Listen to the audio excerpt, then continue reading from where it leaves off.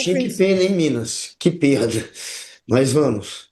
este último passado foi um fim de semana aí de convenções, indica um, indica outro, teve convenção por toda parte e teve a convenção onde o Lula foi consagrado pelo PT como seu candidato oficial, porque até então ele era um pré-candidato, como os outros também eram pré-candidatos na presidente da República. Houve aqueles que duvidassem, que duvidaram, aliás, de que o Lula chegaria lá.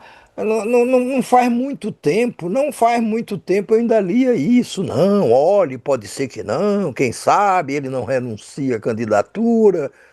Por mais que ficasse claro que ele não ia renunciar a essa candidatura, como não renunciou. Eu passei meses lendo isso aqui e acolá. Não, porque veja, não, quem sabe na última hora ele lança o Haddad e não sei o quê, e papapá, não, e a saúde, Era o sonho de enfim, muita gente, qualquer coisa para não terem né? Lula como Parecia mais candidato, vontade do que. para não terem Lula como candidato. Muito bem, agora vão ter que engolir, como dizia o Zagallo na época das Copas que ele foi o técnico da seleção brasileira, ele dizia: vão ter que me engolir, vão ter que me engolir. O Lula, se quisesse, poderia dizer: olha, vão ter que me engolir de novo, pelo menos como candidato, mais uma vez, à presidência da República. Ele já disputou 7 eleições, ganhou 3 eleições, perdeu 3 e agora vai disputar a 8ª eleição. E uma eleição ele não pôde disputar porque ele estava preso em Curitiba, de onde saiu depois de uma decisão do Supremo Tribunal Federal que viu irregularidades, muitas irregularidades, no julgamento dele e na condenação dele. Mas vamos ver o que é que o Lula disse nesta convenção do PT. A gente não tem que brigar, a gente tem que politizar, a gente tem que esclarecer. Porque, veja, tem gente que é palmeirense porque é palmeirense. Eu não vou convencer a virar corintiano. Tem gente corintiano que é corintiano, eu não vou conseguir virar palmeirense. E assim também tem na religião e tem na política. Ó, tem cara que é bolsonarista porque é bolsonarista. Mas tem um monte de gente que não é. E que nós precisamos convencer. Para que serve a nossa boca, a nossa língua? Para que serve o dom da palavra? Não é para a gente criar esse país. Tem 210 milhões de preciosidade, que são homens, mulheres e crianças que nascem nesse país. E nós precisamos investir na defesa. Eu quero estar preparado para que ninguém invada esse país para levar o presidente como eles invadiram. Eu quero estar preparado para a paz. Quero estar preparado para ninguém ousar se fazer de besta conosco. Não tem problema que eu perca algum voto. Mas não é necessário e não é possível. O cara vai ter que escolher: ou ele vota em mim, ou ele bate na mulher. Se bater na mulher, não precisa votar em mim. Pega a sua mão e vote em quem você quiser. Esse 4º mandato, vocês vão ver. Eu não quero Lulinha pai de amor. Eu quero Lulinha porreta. Eu quero Lulinha que vai fazer o que a gente ainda não fez. Governar é decidir. E toda vez que você toma decisão, você tem que escolher um lado. Toda vez. E muitas vezes você não consegue tomar as decisões que você gosta de tomar. Eu peço desculpa pelos erros que eu cometi. Peço desculpa pela coisa que eu não fiz. Mas eu quero dizer para vocês que o nosso governo está dando a vocês armas, argumentos, sabe, que vocês nunca tiveram na história desse país. Você tem um governo que entregou mais do que prometeu e que vai entregar muito mais. Só depende de vocês. Um beijo no coração de vocês e até dia 16. Até dia 16 é porque no próximo dia 16, no estádio da Vila Euclides, em São Bernardo do Campo, o Lula vai tentar reunir uma multidão capaz de preencher todos os lugares do estádio, é isso que veremos, o que poderemos ver, para aí sim não só fazer um retorno nostálgico ao seu início da carreira política, porque foi ali, como líder sindical, em 1979, portanto há 47 anos, que o Lula deu início à sua trajetória como político. Não mais apenas como líder sindical, mas deu início à sua trajetória como político. E se comporta e age e exerce cargos como um político que é. E ali, no estádio da Vila Euclides, no próximo dia 16, é que ele apresentará as suas principais ideias para um novo mandato. Aqui, aquilo que nós jornalistas cobramos tanto, com tanta obstinação, não, nós precisamos discutir ideias, projetos, do que é que vai fazer, são coisas necessárias isso, de fato. Você, para votar melhor, para que você possa conscientemente fazer uma escolha entre os candidatos, ajuda muito se você souber o que é que um pretende fazer, o outro pretende fazer, o outro pretende fazer. Quer dizer, não é apenas dar passar um cheque em branco para o candidato da sua escolha ou do seu coração, mas é sabendo, olha, esse aqui se propõe a fazer isso, aquele se propõe a fazer aquilo outro. Pelo conjunto da obra ou de proposta dos candidatos, eu vou escolher. Infelizmente, são poucos os eleitores que procedem assim. Eles fazem mais uma opção emocional, seja contra, seja a favor, mas enfim. Mas tem uma fatia de eleitores mais atenta, que acompanha melhor o noticiário, que gosta mais da política, e que, para esse eleitor, saber o que é que os candidatos se propõem a fazer é uma coisa que pode muitas vezes definir o voto que vão dar. Então, no dia 16, é que seremos apresentados a uma espécie de projeto de governo do Lula, caso ele venha se eleger pela quarta vez presidente da República. Se ele, de fato, vier a ganhar essa eleição, ele vai passar para a história. Ele já tem o seu espaço, que é um espaço grande na história do Brasil, porque não é ninguém, nenhum outro brasileiro governou o Brasil durante 3 anos de mandato. Eu estou dizendo, nenhum brasileiro governou o Brasil assim pelo voto direto, tendo sido eleito. Porque, em termos de tempo, de número de anos de governo, o Getúlio Vargas, mesmo que o Lula conquiste o seu quarto mandato, o Getúlio Vargas continuará sendo aquele que mais tempo permaneceu na presidência da República. Só que o Getúlio ficou como ditador de 1930 até 1945, 15 anos como ditador. Aí foi derrubado por um golpe militar em 1945. E aí, em 1950, se elegeu presidente pelo voto popular, pelo voto direto. E não concluiu o seu mandato, se matou, deu um tiro no coração, porque ia ser derrubado de novo pelos militares.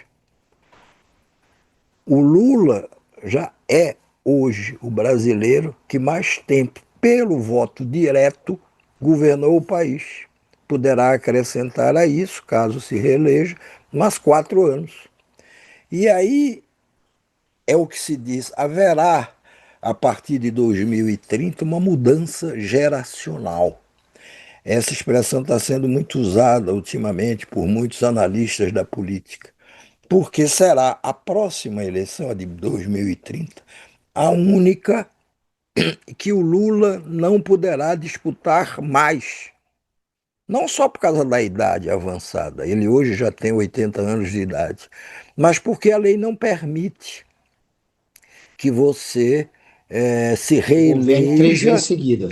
3 vezes seguidas, tenha três O Lula mandatos teve que dar um consecutivos. tempinho. Ele colocou a E Dilma nessa ideia. Vou fazer dois, Dilma um, eu faço de novo, só que a Dilma quis se reeleger. Agora, tem um papo do Lula, quem sabe, vir não, a claro, disputar não. uma eleição como senador, é isso? É isso. Isso começa a ser ventilado por, claro, admiradores, auxiliares próximos de Lula, mas longe do ouvido dele, Lula. Isso não é hora de conversar sobre isso, nem de pôr essa ideia para circular. E depois ele tem dito, e eu acredito nisso, que ele, depois do quarto mandato dele, de presidente, ele quer mais é descansar, é gozar o resto da vida ao lado da Janja, dos seus filhos e tudo. Já terá, já terá tempo demais de governo. Mas começa a circular aqui e acolá, boca pequena, pelas costas dele, a ideia de que, olha, se ele se entusiasmar muito ou continuar muito governando com entusiasmo, que isso é uma outra coisa que se diz que ele não fez nesse atual mandato, e não é verdade. Cansar todo mundo cansa, até gente mais jovem. Mas se ele não tivesse governado com tesão para isso, ele não teria chegado nessa situação Não, mas sim, aí ele vai ser favorável a senador. ele que ele É só chegou. um momento. Mas o Para quem pessoal está vendo começa a pela, falar quem que tá vendo ele pela pode. LG comercial para vocês, tá? Já já de volta. Mas e aí? Aí o pessoal já, claro, já tem quem diga, não, aos cochichos, não, o Lula, olha, pode ser que ele chegue em abril de 2030, que é o ano da próxima eleição presidencial, se desincompatibilize do cargo, significa renuncie ao cargo de presidente. Até abril de 2030 ele poderia fazer isso, ou poderá fazer isso, se quiser. Passa a presidência para o Geraldo Alckmin, que no caso é o vice dele, que no caso terá sido reeleito como ele nesta eleição agora, se isso acontecer. E o Geraldo toca a presidência da República e ele vai ser candidato por algum estado. O estado sobre o qual mais se fala é Pernambuco, pelo fato do Lula, apenas por isso, ter nascido lá. Ele nasceu lá, mas ele saiu de lá muito pequeno, num pau de arara, que eram aqueles caminhões que traziam nordestinos para o sul, sudeste do país, fugindo da seca, passando miséria, essa história toda que a gente já conhece. E, mas ele poderá ser senador, se ele será eleito com facilidade. Eu não sei que daqui para lá tenha um desastre absoluto. Será eleito e ele fica com imunidade, ele fica com mandato no Senado de 8 anos, que é uma coisa confortável. Se ele cumprir esse mandato de senador, ele terá ido quase até os 90 anos de idade. Não, irá mais de 90 anos. Aí já entendeu? Porque se ele se reeleger agora, daqui a 60 dias, 62 dias, ele estará com 81 anos de idade, terá completado 81 anos de idade agora, em outubro, e ele governará até ter 85, 4 anos de mandato. Se ele largar um pouco antes e se candidatar ao senador, ele vai ter 8 sobre 85, 90 e tantos anos de idade. Aí chega, né? Ele mesmo vai querer chegar. Mas tudo isso é pura especulação agora. É mais entusiasmo dos que estão animados em torno de Lula do que qualquer outra coisa. E mesmo esses mais animados, eles acham que o Lula tem todas as chances de se eleger agora, é favorito, segundo todas as pesquisas que têm saído até agora. Uma de hoje, da PTG Pactual, dá ele empatado no segundo turno com o Flávio Bolsonaro. Sim, mas da semana passada, outras pesquisas davam ele com 4, 5 pontos. Isso vai variar até a Mais última que hora. isso, 7 pontos. Mas, enfim, Ou nenhuma 7 pontos. pesquisa dando ele atrás. Imagina ele eleito senador, porque claro que interessa para o PT que ele concorra ao Senado, que é uma eleição ganha. Eu não consigo imaginar o Lula perdendo. E depois ele dentro do Senado, como é que seria? Imagina ele lá dentro, sendo eleito Não presidente do imagine Senado. nada, não imagine nada, porque ele não quer que imagine nada. Não, não, não é hora de imaginar. E eu duvido que ele imagine, eu pense nisso. Eu duvido. Eu acho que isso é coisa ali dos que torcem por ele, muito próximo dele e tudo. Mas o que ele está concentrado é nessa eleição de agora, que não será tão simples.